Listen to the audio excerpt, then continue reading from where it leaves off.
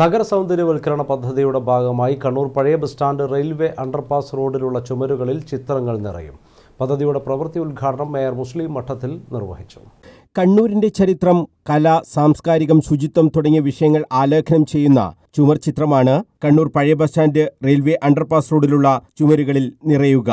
ഇതിന്റെ പ്രവൃത്തി ഉദ്ഘാടനം മേയർ മുസ്ലിം മഠത്തിൽ നിർവഹിച്ചു. ചുവർ ചിത്രങ്ങൾ തയ്യാറാകുന്നതോടെ ഇവിടങ്ങളിൽ മറ്റു പോസ്റ്ററുകളും പരസ്യങ്ങളും പതിക്കുന്നത് ഒഴിവാക്കുമെന്ന് മേയർ പറഞ്ഞു. കണ്ണൂരിലെ വിവിധ ഭാഗങ്ങളിലുള്ള ചുമരുകൾ പല രീതിയിലും സിനിമാ പോസ്റ്ററുകൾ, അതുപോലെ മറ്റ് പരിപാടികളുടെ വരയുമൊക്കെയായി ഒരു വൃത്തികേടായി കിടക്കുന്ന ഒരു സാഹചര്യമുണ്ട്.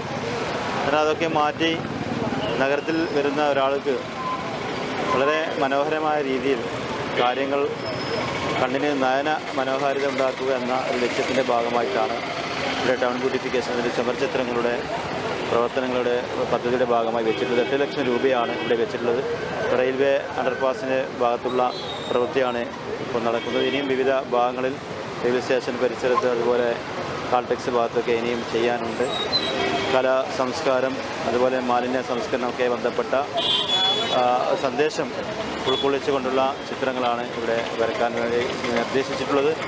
അതോടൊപ്പം ടൗൺ ബ്യൂട്ടിഫിക്കേഷൻ എന്ന വലിയ പദ്ധതിയുടെ 5 കോടി ചെലവഴിച്ചുകൊണ്ടുള്ള കാൾടെക്സ് മുതൽ പഴയ ബസ് സ്റ്റാൻഡ് വരെയും സാധാ ജംഗ്ഷൻ മുതൽ പ്രഭാത് വരെയുള്ള ടൗൺ ബ്യൂട്ടിഫിക്കേഷൻ്റെ പ്രവൃത്തിയും ഉടനെ തുടങ്ങാനിരിക്കുകയാണ്.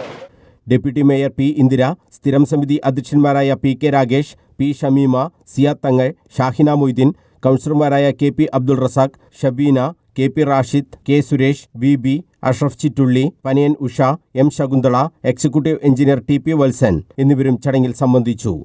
News bureau, Kannur.